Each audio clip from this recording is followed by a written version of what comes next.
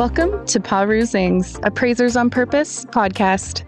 Our podcast showcases inspiring appraisers and professionals from the industry who are leaders in their field. How did they get to where they are? What have they learned along the way? What can we learn from them? Your host is real estate investor, entrepreneur, and appraiser, Michael Hobbs. Well, hope you're having a fantastic day and welcome. We're excited that you're joining us once again. So honored to have a fantastic peer who has an amazing story and great energy. We're absolutely going to love today's conversation. But before we jump in, the beauty of community is sharing. So thank you so much for your thoughtfulness and your sharing, for liking and subscribing to the podcast on whichever platform you're getting this on.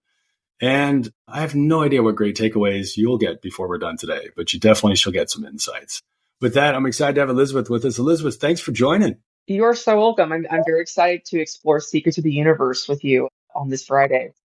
Oh my gosh. What better opportunity is there than to explore secrets of the universe on a Friday? Yes. We're recording this right in the holiday season.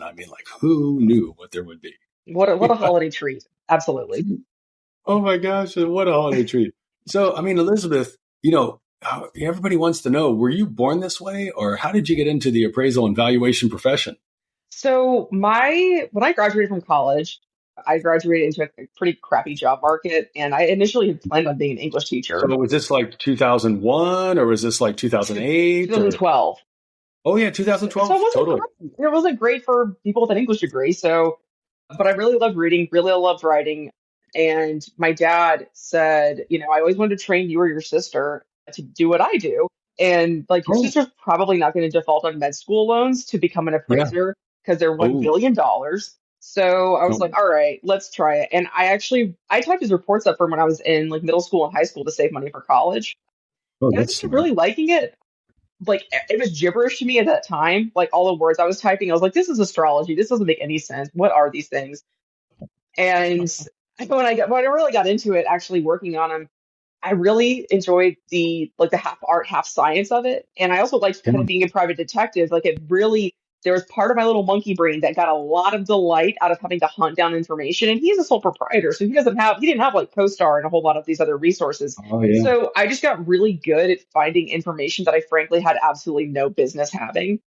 Ooh. And got really good at talking to people, because that's really how you get a lot of information. Honestly, all these data sources, they're only as good as, you can use them for leads. Yeah. It's much better to talk to a real human being who's involved with it. And so started working with him 5.5 years later. He was like, I think you're ready. And also you need health insurance. So get out, go get it. Oh my God, he kicked you out of the nest? No, he didn't kick me out. He was just like, you are ready. And you deserve health insurance. Please just see what's available. And so I got hired at Cushman, and that was about 6.5 years ago. It was August 2018.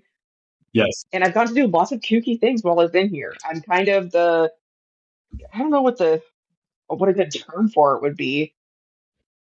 But yeah, I've gotten to do lots of, basically, whenever there was something weird, I would get drafted into it. And because of that, I think, here's the thing, you can't really specialize in the weird stuff, because then it's just okay, cool, I'm specializing in the leftover crumbs and I'm burned out.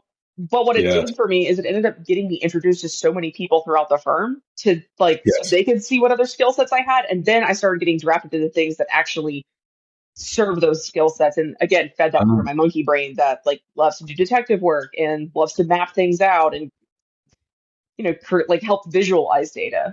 Sure.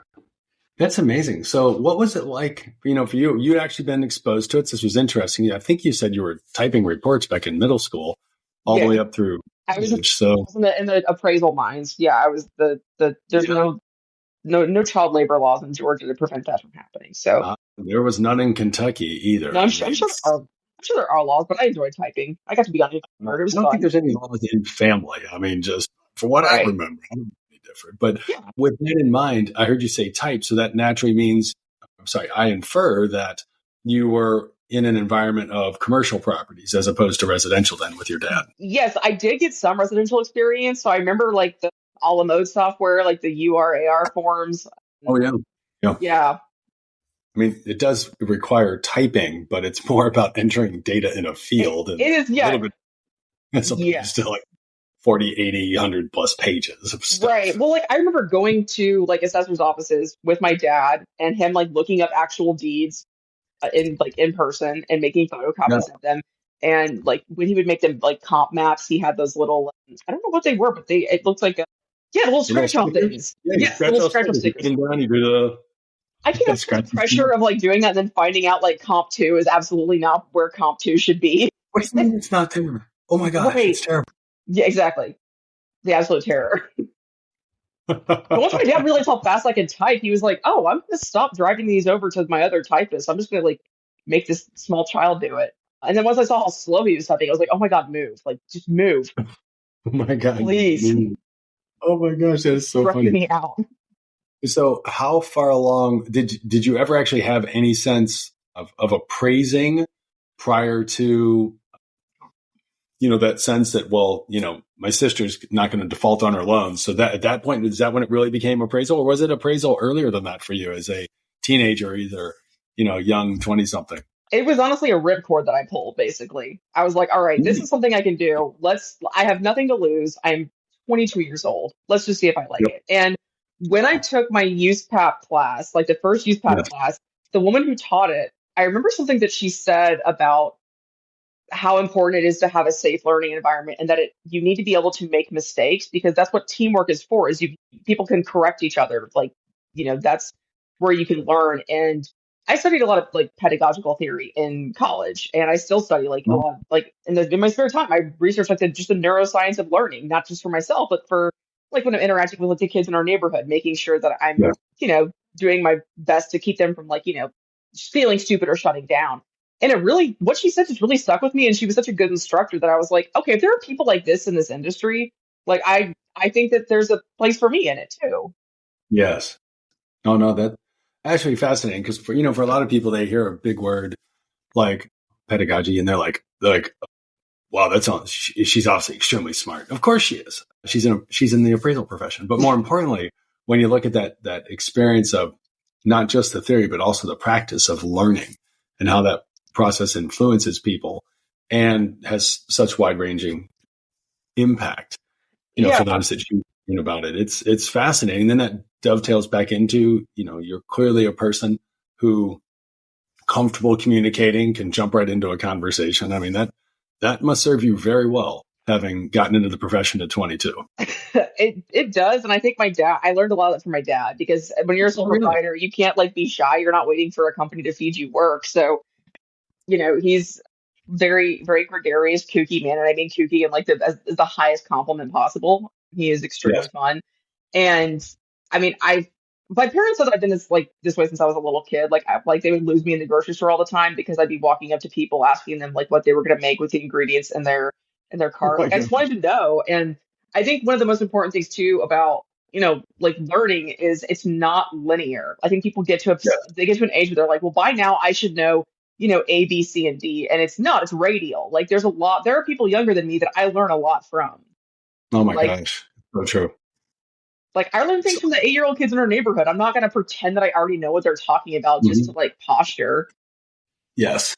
Like, no, I don't know That- what Riz is. I need you to explain that to me. Like, what is skibbity toilet? Do I even care? What are these terms? uh, Why is Ohio a slur now? What are you talking about? What is happening? and is your life going to be any less better, any less off because you don't know what they are? And at this point, no, Exactly. you're going to be just fine. I was actually totally fine. Like, I feel like a lot of what I know, I learned against my will. But I also just wanted to know if they were like cursing in my house. Oh, yeah, that's important. Yeah, that is definitely the case from that Yeah. standpoint. So what was it like? It sounds like your dad maybe had more of a generalist approach towards commercial appraising. Yeah, he has. A lot of what he's done is like a lot of it's industrial and land, and then Oh, just like retail. But he's been doing it for, gosh, I think like almost 40 years now. that's a He keeps threatening to retire, but he also keeps joking about how like appraisers don't retire; they just die in the middle of an appraisal at their desk. Like, which cool. is, I'm like, please don't do that. Like, that's really sad. Dude, die doing something cool, like a kickflip over a volcano. Yeah. Like, make it so, or like I don't know, like on a secret mission or something. Don't die during an appraisal. That's I, don't you do know, that. I've been around this long enough that We had a year in particular that sadly one of our team members did pass away, and he passed away at his dining room table, which was his home office, writing an appraisal report. I'm like, Are you you know what? serious? I'm very serious. I'm laughing because you made the comment you did. It was sad to lose him, but it was literally what happened. That is wild. I guess that's a nice, peaceful way to go. I'm like, and he really liked doing appraisal. I'm like, I don't know. Also, he died doing what he loved. Like, that's not bad. Is that such a terrible thing? I mean, wouldn't we all be so fortunate, if either to die doing what you love or die surrounded by the people that, you have the most love for, that love you the most? I'm like, seems like a pretty good way to go. Oh, yeah, absolutely. Oh my gosh, that is phenomenal. So how did Dad break you into the industry? I feel very fortunate that I got an incredibly immersive experience because for the first 2.5 years, he literally just sat next to me. Like we sat side by side going through every appraisal together. And I was worried that it was going to slow him down. And he was like, you made me so much more efficient. Like I was getting everything out on time. Wow. Like ahead of time with you. And so it was a great way for me to learn because I could ask questions and he would always point out fun little tricks and stuff and things to keep in mind. And I would, get to hear him make calls and learn how to ask questions and, what to ask and, who the best points of contact would be for certain details. And yeah, I mean, just having that really fully immersive experience, borderline, almost like having a VR helmet. But I mean, it was IRL, it was real. I was sitting next to him like a real human being, but it was very helpful. It wasn't just like, I'm going to throw you into the deep end of the pool, figure it out. Yep. I can definitely get that. It was like, let's figure this out together, and so I wish that everybody could have that opportunity, honestly. I do too, actually. It is for those that are fortunate enough to be in that environment. It is, like you said, immersive. It's integrated and it can be intense, and that's not a bad thing. I mean, I was chatting with someone the other day and we were laughing. He's like, you know what? I just, for a long time, I just believed that if I went to the gym one time a week for 1 hour, I'd actually get in shape. I'm like, I want to believe that works too. I can tell you from my own experience, it doesn't, but I love the thought around it. That's so great. Concept. I'm like, wow, you actually have to get better at things. You actually have to do them. And if you really want to build up strength, in this case, AKA tone or muscle mass, whatever it might be, like you gotta put things under pressure. Doesn't have to be DEFCON 10 or something or DEFCON 5. You gotta put it under some pressure so it can help be formed. Yes, and be willing to to ask questions and answer questions. And one of the things that always stuck with me is he never ever made me feel stupid for not knowing how to do something that I hadn't been taught how to do. Yeah. And I see that a lot, and not just in our industry, but just in just industries in general, where the younger people are trying to get trained, and they're just like, I have to pretend I know what I'm doing, or else I'm going to get left behind. Yeah, that's unfortunate, but that sounds quite true. I mean, I'm curious. You have an experience that a lot of people don't, and what was it like? I mean, obviously, you're getting to work for your father, so you've got that both association, which gives you a lot of credibility just because of the name. And you've got that exposure over a long period of time. So even at 22, although you were new, you weren't new. You'd been around right period. But what's it like being, I don't know, 23, 24, being a lady walking into some kind of commercial property environment where probably there's not other people that look like you, that are your age?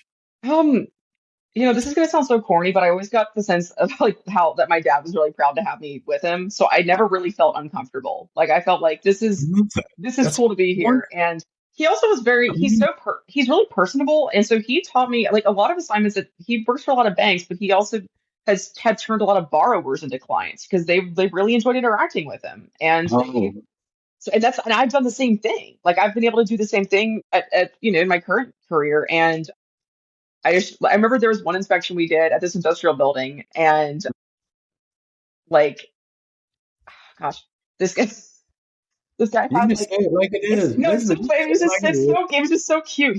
This guy had this it was a ball cap on, and embroidered on it was like, like the drama symbol, like the happy mask and the sad mask. But then it had like Yeah. a circle and a line through it, and his hat just had no drama embroidered on it. Oh, wow. And I was like, "Hey, your hat's amazing. I have to say that. Can I please? Can Oh, I?" And he was like, "Oh, I have so many of these," and he gave me one, so I still have it. oh, that is. I, see that those are fun assignments. It's Aside just so from the fun. property, people that we meet. The brewery or the distillery, they were like, "These are our cats, Copper and Whiskey," and they keep the Yeah. rats and whatever away from the whiskey materials. Mhm. And then also, before I forget, I'm sure it's going to come up at some point later, but a big part of what made me pursue appraisal is so my parents even got married, my mom's health started deteriorating. And Oh, sorry to hear that. when I was like, I feel like I started really noticing it when I was in the fourth grade. And Oh, when I was in the eighth grade, she became like she went on disability. And okay. so Yeah. I got to see how accommodating my dad's career choice was to taking care of my mom. Like he was Wow. able to just do, yeah, like he was just able to do his work. And then, didn't matter if he needed to, you know, drive her downtown for, one of 3, 4 doctor appointments that week. Yeah. We could take a week off and go up to Georgetown so they could have like a surgeon, like examine her back, which nobody wanted to do. I think when I was in the ninth grade, there were 2 doctors in the world. Like Emory was trying to help her find somebody. There were 2 doctors in the world that were willing to even do exploratory surgery for what she had. And one was in Wow. India and one was in Washington, D.C. And I was like, okay, well, D.C.'s closer and like way Yeah. less expensive. And And we so I don't explored. deal with the water issue exactly. Exactly. I was like, also, none of us like speak any of the languages that are spoken in India. So that will be very Mm. difficult. Um, Yeah. And then when I was in college, I started developing similar chronic pain problems. And it was very Wow. scary because I was like, oh my God, like, is this also what's going to happen to me? But when my dad offered me to train me, I just thought, you know, I don't know if I am I'm too much of a goofball, I think, to do the typical 9 to 5. And also being an appraiser has given me so much freedom to effectively manage my disabilities so that I can do the best work that I can instead of just trying to like bulldog my way through it. I I really appreciate and respect what you just shared. I think it's something that is overlooked too often because when people, human beings, and there's so much research that shows this, but we, as human beings, we look at the world through our own eyes. And for the most part, until we have a broadened perspective, we assume the world looks and feels and operates from the same perspective and experiences that we have. And as you touched on, to be able to grow up in an environment where, yeah, one of my parents can't work. One of my parents does work. And they also either, you will have to say have to, but they're also to do so in a way that isn't completely a burden to the work that they're doing Right. is It's so, facilitating caregiving really well, which a lot of jobs don't do. Or if they do, they start off well, but then they lose their patience with people over time. And, you know, that was never really an issue. And it was also, I think, one of the other most meaningful parts of that for me was I got to watch my dad take care of my mom. And at no point in the last 20 years ever act like, well, this isn't what I signed up for. And I got to see that because he worked from home. So I got to see what being a caregiver looked like. And when my husband, we've been dating for about 6 months, he became, or I think about a year, his migraines got really, really bad and he couldn't work for 6 months. And I told him, like, look, there's no point in you trying to find a job right now because you're just gonna be worried all the time that you're not gonna be able to go in because you have a migraine. I can carry us for, another 6 months to a year if need be. Mhm. And I feel like I learned a lot of what caregiving looks like from my dad. Like it was just Yes. reflexive for him. Like I think the thing that he said was like, well, she's my best friend. Like, of course I'm going to. Mm. That is absolutely beautiful to hear and wonderful that you got to see that example of how this profession in particular, and that having his choice of being a sole proprietor provided him an exceeding amount of flexibility that may not as much exist if he was maybe at a larger firm where there was a lot of production requirements. Right. Or even if there's not like explicit production requirements, but there's that like intangible pressure to Yes. do as much as humanly possible. And I'm I live pretty far below my means. I like being able to be flexible and be able to, help take care of the kids in our neighborhood. Like, Yes. instead of having to go, oh, sorry, I'm not going to be home till 5, or I'm not going to be home till 6. And then not having to commute also is great for my nerves You mean because, you mean you don't like commuting? I am shocked. I mean, I thought everyone loved commuting. well, I've driven in a lot of different states in the U.S. I've done 2 cross-country road trips from Athens, Georgia to Oak Harbor, Okay. Washington. All And right. I will tell you, driving in Georgia is the scariest state to drive in. Every 5 seconds, there is something that makes me fear for my life. Like there's someone's doing something insane. I remember one time I was coming back from inspection with my dad, and we were in traffic on the downtown connector in Atlanta. The woman in the car next to us was driving with her knees and eating potato salad with her bare hands out of a container. These are the people we have Oh, to share the road with here in Georgia, Michael. oh It's goodness. terrifying. I got rear-ended last Friday with my husband in the Really? car. Yeah, it was not fun. I don't recommend it. Like, I know it's a really controversial thing to say, but like I would not recommend getting rear-ended. It sucks. I mean, Oh, it it being sounds. fine, but Oh my. it's just amazing. Like, I think there's somebody playing Grand Theft Auto that breached containment, and they're all on the road in Metro Atlanta. Oh my gosh, that is way too hilariously funny. Oh man, that is good. That is good. And I'm like, this So is why we have horrible insurance rates here. It's why insurance is so high. Like, what insurance do you have that you're driving like that you just do not care? Like, are you allowed like one free pedestrian homicide, like particular homicide a year? Like, what is happening here? well, just one though. I mean, as long as you don't exceed the threshold, that's the As a key. treat, as a little treat, I'm allowed to commit one vehicular manslaughter. Oh my gosh, that is too funny. So you said it was several years. I think did you say 5.5? And then Dad says you're ready. Like you get the pronouncement Yeah. that you have been. I guess as if we would think of coal turning into a diamond, that you have gone through the refining process, and he now says you have been gifted your wings. Yeah, he put like a whole suit of armor on and everything, like knighted me and stuff. It was really no, he did not do that.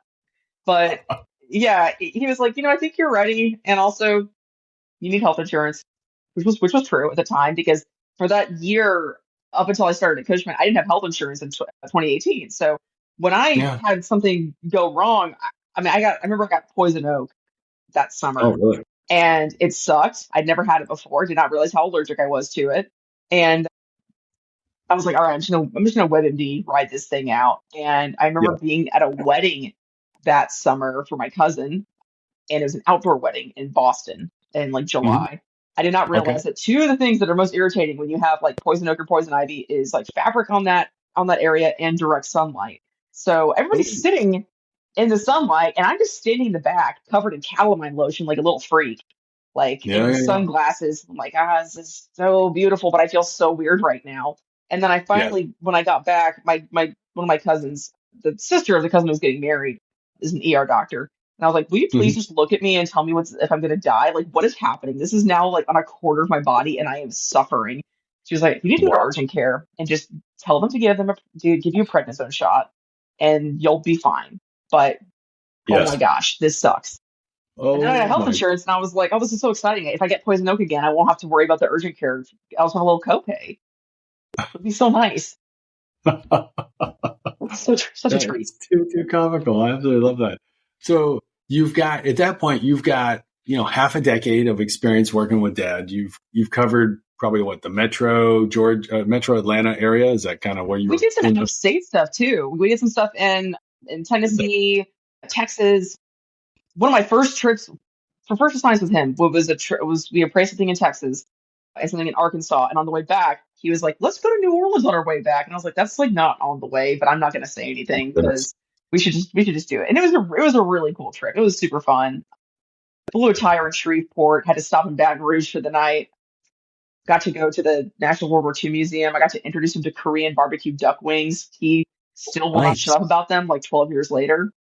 Oh yeah, yeah, yeah. They're really That's good. good stuff. So you were fortunate enough in the first half decade of being in the profession, not just doing work locally, but also work in other markets, which definitely lets you both feel that experience of like, I don't know what I'm doing, even though you do, and then actually experience it. I really do know what I'm doing. I just have to develop market competency here for whatever we're Exactly. working on. Right. I think that whole pressure of I need to arrive fully formed is very difficult for some people to overcome. And like Hmm. it's been tough for me to let go of that and just realize, okay, I will always be learning. There's always going to be something, and things will always be changing. So I will have to always be learning, regardless. Like these markets Yes. are not going to stay the same. They're dynamic. They're not static. And a lot of I think working with someone who was more of a generalist too was very helpful because I got to appraise a lot of different property types. I got to do multifamily. I got to do subdivisions. I got to do industrial. I got to do contaminated land. That was one of the wildest things I've appraised. It was the only thing I've had to give a negative value to. May you be blessed one time with having to do something with contamination. Oh my goodness. I remember inspecting it and I could hear the gas popping on the site. It was a former On landfill. the site? Yeah, I was like, can we take pictures from the median? Like, do we really need to go deep into the interior of this thing? I feel like we're going to step on Mm. something that's going to blow me up. The market right now is tough for appraisal companies. Many companies are having a hard time getting enough work with the same marketing they used to. Is your company struggling, having a hard time getting new customers, or getting additional work from existing customers? The answer to this problem is easier than you think. Do more business with the people you already know. Over 10 years, the average U.S. appraisal firm meets over 17,000 potential customers. That's a lot of people you could be doing business with right now. But it's a big problem if you don't have a proven process to communicate with them. StoryLex turns this problem into an opportunity to grow. Our advanced AI marketing tool can rebuild your contact lists and harvest long-forgotten communications. Imagine reaching out to everyone you've ever met with just one click. For the cost of 1 or 2 appraisals a month, StoryLex helps you reconnect and market to people who already know you, like you, trust you, and want to do business with you. Act now by contacting StoryLex today to turn your business growth dreams into reality. Email appraisal@storylux.com. That is appraisal@storylux.com. And now back to part 2 of the episode. Yeah, I don't want to be in a video game kind of experiences. No, not at all. I come to and all I can hear is like the Saving Private Ryan like muffling, like post-explosion like muffle sound. I don't need that in my Yes. life. I'm No, perfectly that good is. without it. Oh, that's absolutely the case. So after about a half a decade, Dad, much like as though you had, received your wings if you were in the Air Force, so you get anointed that you're ready and go get health insurance, and so you end up going to work for a large firm that A has large a firm, significant indeed. footprint. A very large What's this? firm. What's this like for you coming out of the experience of working with Dad, the sole proprietor, and now it's anything but that? Well, there was part of me that wondered, I was like, am I actually civilized enough to go from working with just my dad, who allows me to be a goofball 100% of the time? It was hard adjusting to not having like ginger ale at my fingertips all the time. Oh no. Because Oh no. he worked from home, so he can take care of my mom. So we got this whole fridge going. We got Fresca in there. I gotta start bringing my Fresca from home. It was it Most importantly, wasn't. which flavor? That's what matters most. Which flavor? Oh man, really just the original Fresca. It's so good. Got it. Got it. So All right. good. One of my favorite scenes. Sorry, I'm going off a brief tangent here. One of my favorite scenes in any cartoon is in the Venture Brothers when they're the Monarch, which is a butterfly character who is a Okay. villain, asks one of his henchmen, "Are you going past the fridge? Can you get me a Fresca?" And I say that to my husband every time we have Fresca in the house, and he walks past me every single time. Oh my Um, gosh. So but it I'm. How did you make the transition? I mean, with no ginger ale on tap when you I know go it's into kind of rough. I had office working room. withdrawals for weeks. No, it was it was a it wasn't as hard because there were a couple people that I knew there, and Oh, so well, that that's made a made different me less story. scared. Oh my goodness. Yes. I was like, okay, this is not suddenly 350 strangers. And Yes. I also think that to some degree, I've ever since I was a kid, I felt kind of like an alien. So I was like, there's no such thing as like, oh, I'm going out of my comfort zone. Like, what comfort are you talking about? I'm never comfortable. Like, I I'm just, only laughing because it's familiar. It's sad at the yeah. same time. I'm just not going to that point. Well, like, I mean, I have actually bonded with a lot of appraisers who are kind of like that. Like they were, a little bit of, oddballs. And the Venn diagram Okay. of like appraisers that I'm really close with and that have ADHD is like almost a Yeah. circle at this point. Yeah. Yeah. Yeah. Yeah. Draw a circle all around you. Like, oh, Yeah. look who's in there. Right. Oh, you're a brain brother. Okay. Excellent. Oh my gosh, that is too funny. But it was So you the knew most some people. I So that did. actually makes it, I mean, that reduces the anxiety and the transition risk by a significant amount. Yeah, even my one person, and this actually was not a person in the appraisal department, it was someone in the marketing department. But I Mm, knew him. He was actually a groomsman in our wedding too. So that was like, so we like knew him really well. yeah, Still hang out with him. Awesome, awesome guy. But I think probably the biggest thing that took getting used to was the tech because I got wasn't it. used to having like access to these templates. I just had to get familiar with that. And I caught them pretty quickly, but Yeah, um I guess, that's man, different. I think also like post COVID, like the last 4 years aged me like 40 years. So 6.5 years feels so long ago, like so long ago. So this is an interesting, and I really appreciate your perspective because you started in, as a generalist and, working for your dad. You move into called a corporate setting, even though it's one office. So it's not like, and you walked into like 5,000 people and it's a massive high rise and everybody works for the same employer. But nonetheless, you Right. have that affinity with peers around the country, whether you know them or not. And you got to start before COVID. So I assume you were in office for what, a couple years and For then about a year COVID and a hit. half. Yeah. Yeah. So the So you funny had that thing, experience, right? yeah. So the one of the funny things about like COVID is so one of our dogs got sick the week before lockdown started. And so Oh, I started working from home that week. I hadn't really oh, cleared out my desk. So my desk looked like I had been raptured in the middle of something. Like not everything was still there. Um, yes.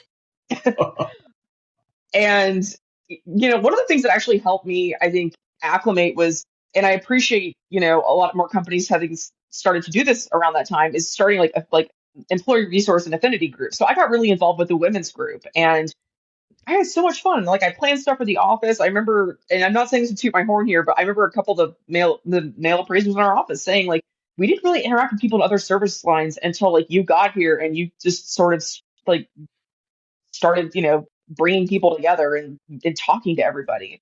And I think like one of the things that as much Yeah. as I felt like an alien as a kid, I've always struggled with, and I don't even know if I would phrase it like this anymore, but like that whole sense of like not really knowing your place.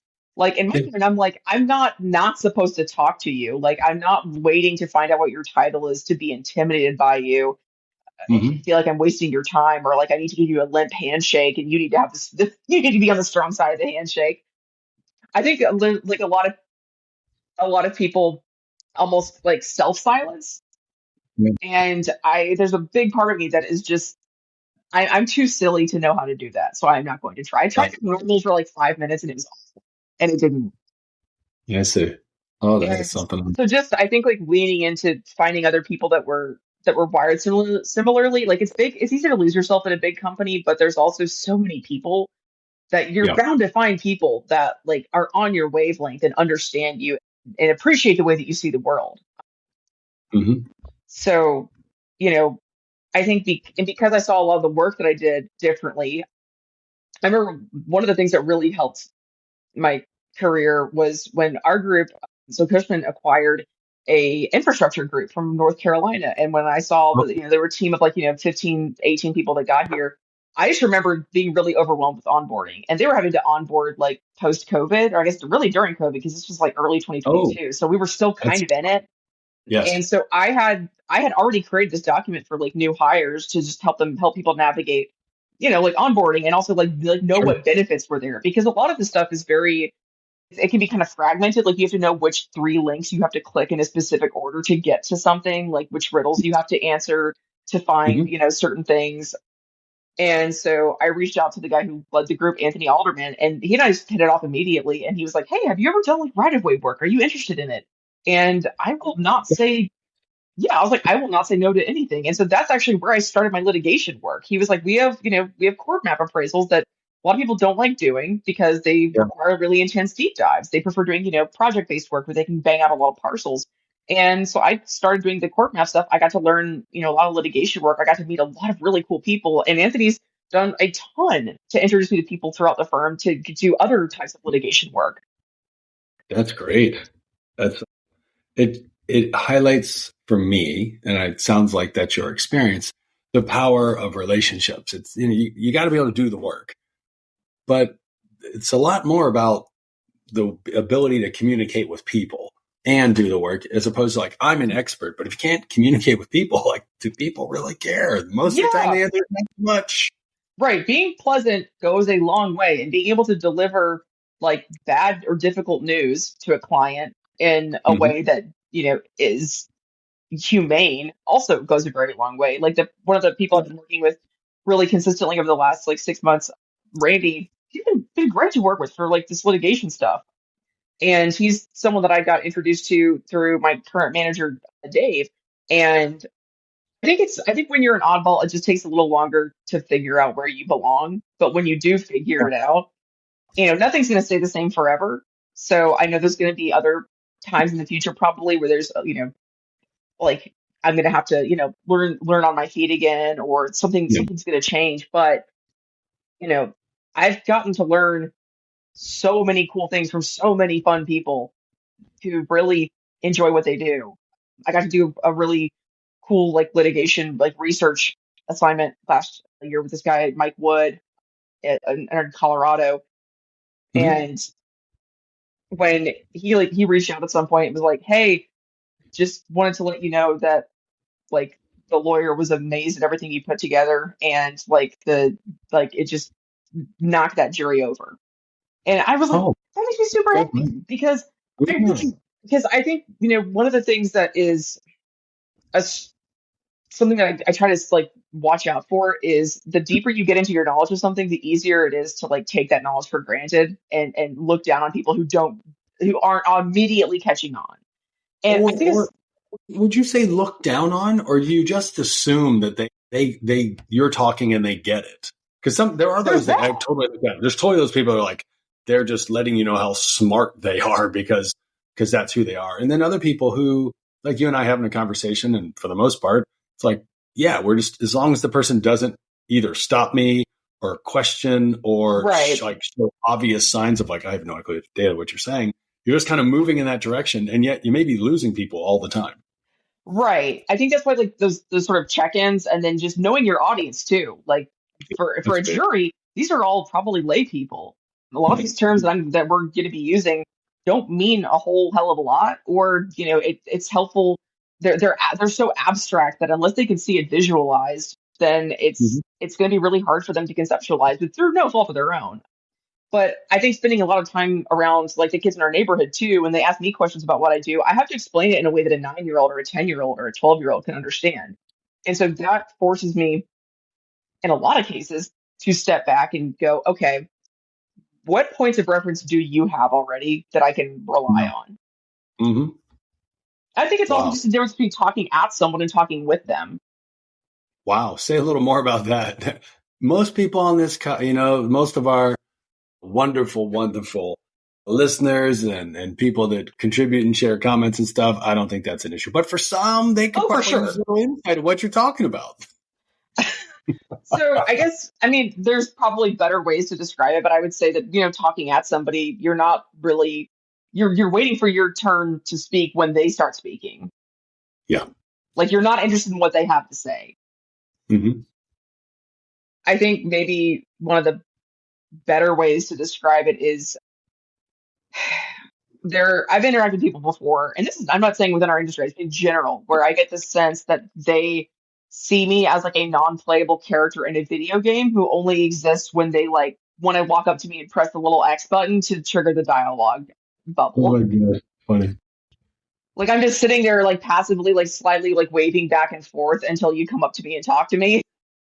Oh man, that's funny. That is way too funny. So here you are. You get to join the large firm. You at least had a person or two that you know. You are there before COVID, so then COVID hits. And for those that didn't have an opportunity to work in that kind of environment, what was it like being part of a firm and then now you're remote? Like, and to your credit, I heard you say that you made an effort to really create connection where they're obviously remote. There isn't. Yeah.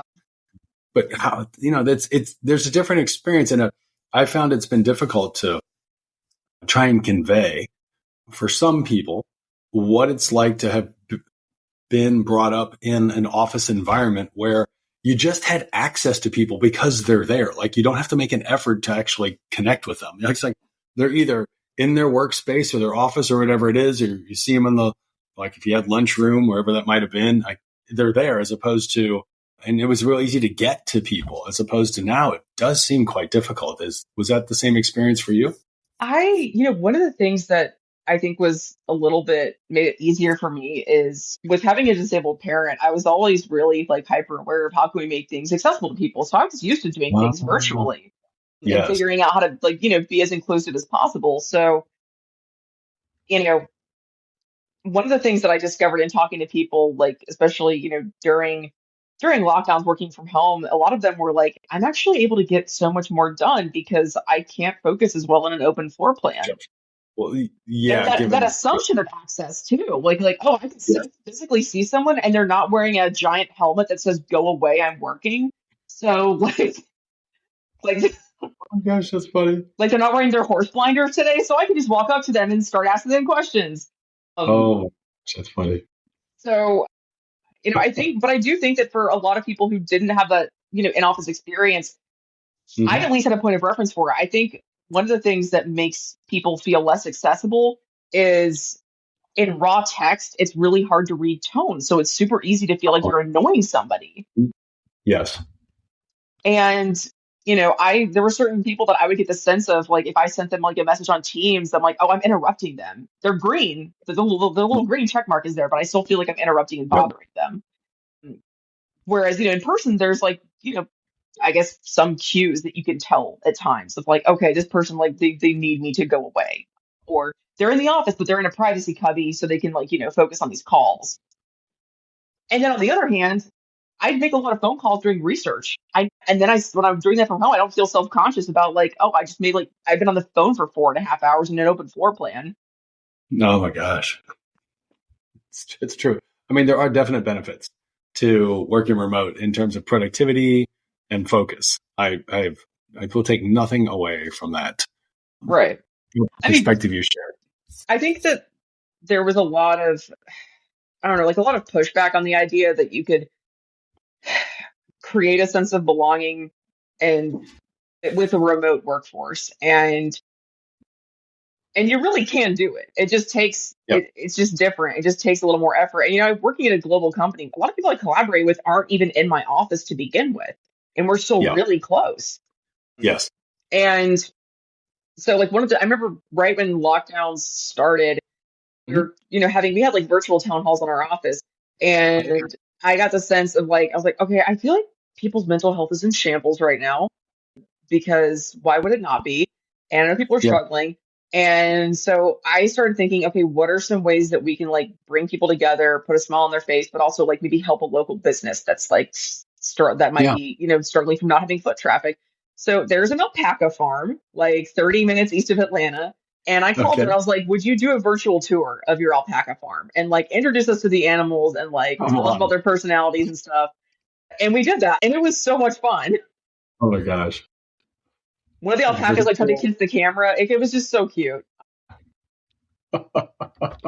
It was so fun. I love this. This sparks all kinds of creativity, and it just goes to show me I don't possess that sense of awareness and open creativity that you have, but I appreciate what you do. I think a lot of what it comes down to is letting yourself experience wonder and curiosity. I think most of the things in my life that I am most propelled by, it is probably curiosity. My grandma just turned 102 back in October. And I think the reason that she is immortal is because she's the most curious person I've ever met in my life. She's lived in the same 10-mile radius of central Illinois all 102 years of her life, but she's always been so curious about what life is like for other people. So she reads a ton. She asks so many questions. She does a lot of puzzles. And I think like letting yourself wonder is part of what will allow you Yes. to have those ideas of like how maybe we could make this more accessible for people. Like I remember talking to my mom when lockdowns, when lockdowns started and everything moved to virtual, she felt like the whole world opened up for her because suddenly all these meetings, all these book Oh, club meetings, all these historical society meetings, she's able to yeah. join online and contribute and participate. I I can't tell you how much I actually connect with that because of the care that we provide for my mother-in-law. My wife and I care for her mom. It's 88 and has Alzheimer's. And the challenge was as it progressed, obviously we had to take away the keys and, she lives with us and, we do a lot for her, but she's still quite, for the most part, able-bodied. She just doesn't have short-term memory. And in one sense, the worst thing that happened was COVID because the few things that we were able to take her to each week went away. The beautiful thing around COVID is that they never went back in person. So she actually is able to have community. That community chose they actually meet now every day instead of once a week at the same time at 1:00 on Zoom. She's there for like an hour and a half. It's amazing. Like I That's so never saw cool. that as a possibility. Right. And I think that, I mean, there's absolutely value to like hanging out with people in person, but I think Yes. that acting like, it's a mistake to think that that's the only way that people can really connect with each other. Yeah. Especially for And things that like, there's so many things in life that are just inherently isolating, like grief or recovery from addiction. That like yes. maybe I don't want to go in person. Like I need to be in my Adam Sandler clothes, doing this from the comfort of my home until I feel brave enough to go outside. Like on the extreme end of the spectrum, but also just, for people who are caregivers or, like even just honestly caring for a senior dog that was medically fragile. So much of my decisions in life were structured around that. I was like, no, I have to be there to give her meds at this specific time. That makes a world of difference. What a world of difference. It really And does. given that you've been in the profession for a little while now, you're not anywhere near approaching your dad's years of experience, but quite a broad amount of experience you've gotten and a number of unique assignments that you routinely work on. What is it like for you as more and new opportunities come up because of your willingness to take on assignments that maybe other people don't want to do? So do you just mean like what is that like as like Yeah. what has that experience? It's been, I mean, it's been invigorating. It's and some at times it's been nerve wracking, but it's also Yes. been so invigorating. I have found so many cool data sources that I didn't realize we had access to. I've met so many cool people throughout this company that I wouldn't have met otherwise. I've had really cool conversations with people all over the country, outside of our company and in other countries. And I don't know, it's gonna sound so corny, but like it really does. It has made it's helped me find all the other weirdos, and so that's like I feel a Called lot more at community. home. Yeah, It's absolutely it's called community. I totally understand, and it's why Malcolm Gladwell's work has been so well received by so many because it gives a voice to an experience that a lot of people have had. And we're not making fun of it in any way, but we're bringing some humor to this concept. You're calling it weirdo. I would just say it's people with a unique experience or something that they is near and dear to them, or that they don't want it to be near and dear, but it has an influence over their life, and being able to be in community with other people that have that similarity, especially if it's something that they can associate with, really creates a sense of connection that otherwise doesn't exist. yeah, and I think also one of the things that COVID did, I'm not like this has been dissected a million times from a billion think pieces, I'm sure, but I think COVID also for a lot of people did it it revealed what was going on in our lives in a way that you can't hide. Like if you're in a break room, like you can see my chaotic kid in the background, or Mm-hmm. this is like there's a lot of things it kind of forced some vulnerability on a lot of people, and then not proportionally. It was not the same across the board at all, but I do think it can't be underestimated, like how many opportunities it created for things to be more accessible and usable and inclusive. And I think one of the things that was really tough for me at the outset was when people were, you know, just very resistant to the idea of like, oh no, we're going to be back in the office, in a month. This is fine. And I was like, like, I don't think so. Like, and I don't think I'm being an alarmist here, but my sister worked for the CDC for a little bit, and like, I just knowing, like reading what I saw, I was like, okay, this doesn't look good. So we're gonna be hunkering down. And when it started, I mean, we were in a 1-bedroom apartment that was 675 square feet. It was me, my husband, and our 2 greyhounds. There was no dining room. There was just like a living room, kitchen, and bedroom and bathroom. Mhm. And it worked for a while. And thankfully we were able to, buy a house during it as well. But, I think that there was a lot to take for granted before COVID. The fact that, people were just there, they were expected to be there. And in that same vein, when people are expected to be there, employers don't necessarily feel the pressure to create environments that people want to be in. It's like, well, you're supposed to be here, so why aren't you here? And then suddenly people see, oh my God, I'm getting better sleep. I'm able to spend more time with my kids. I'm able to pick them up from school, or I meet them at the bus stop. I have time to grocery shop and cook. I have time to work out. I'm not, I'm not experiencing stress from the commute to and from work. I'm saving money on parking. There were so many things that's like, that's really hard to give up. And you can't mandate culture and you can't mandate community. You can have a return to work mandate, but you can't. Yes. Like, I remember right before COVID, actually, my husband and I went to go see Tim and Eric because they came to Atlanta, and it was the name of the tour was it was like the Tim and Eric 2020 mandatory attendance world tour. And so right before the show started, they had this thing on a projector that said, "Thank you for your mandatory attendance." Oh my goodness. And I feel like that's what a lot of the return to work mandates felt like for a lot of people. Yes. Like, thank you for your mandatory attendance. We have done absolutely nothing to make you want to be back here. And you probably wish you were back at home in your Adam Sandler clothes, but just deal with it. Oh my gosh. That is absolutely the case in some instances, which is even better. I mean, what's fascinating, Elizabeth, is given everything you've seen and experienced and the perspective that you bring to the industry, what are you looking forward to or optimistic about over the next 3 to 5 years? I'm really looking forward to getting my MAI, because if I'm able to make more money, that means I'll be able to do for someone else what my dad did for me.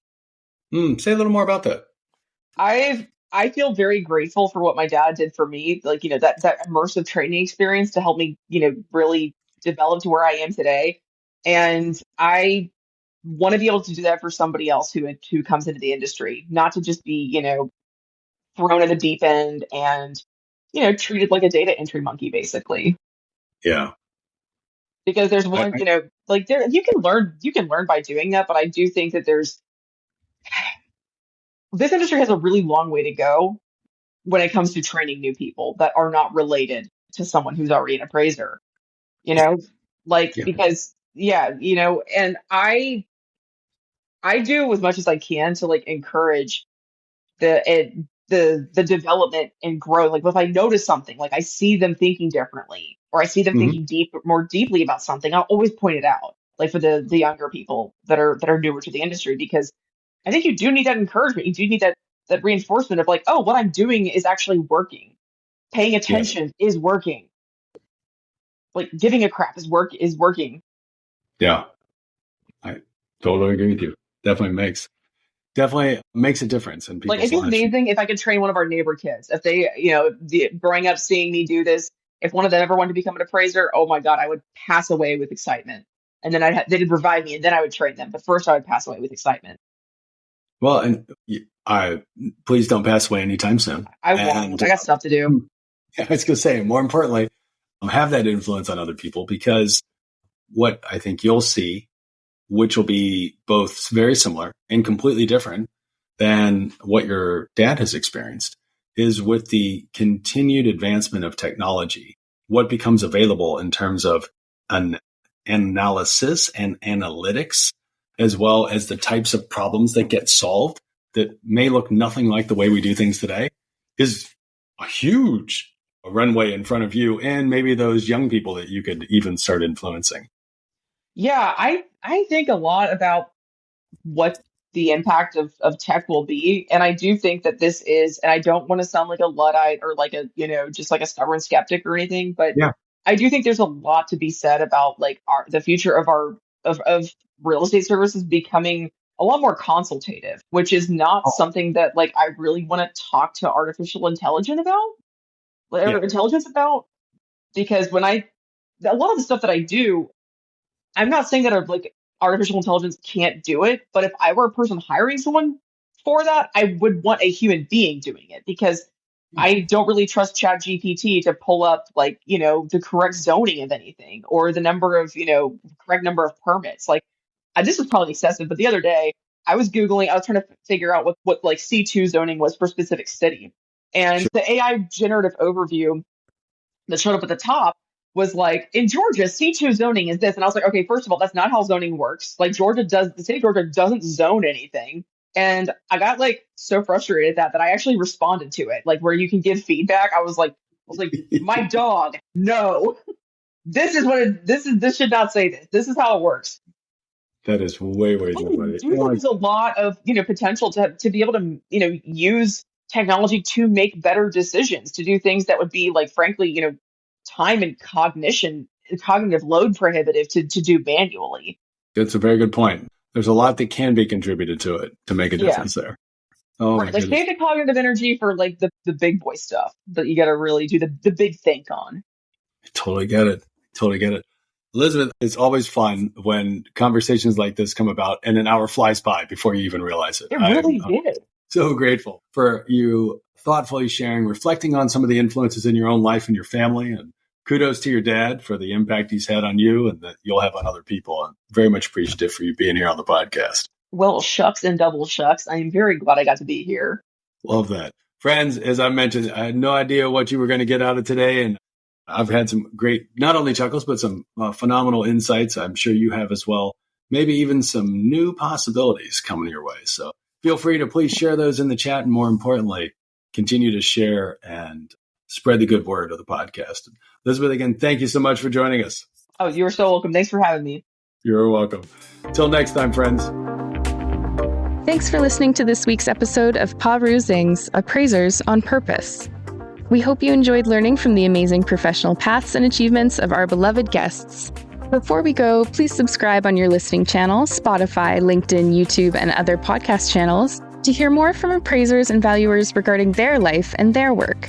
After you drop a comment below, who is one friend and peer you can generously share this episode with? If you have any suggestions or questions for future episodes, we'd love to hear from you. Just send us a message on LinkedIn and we'll be sure to get back to you.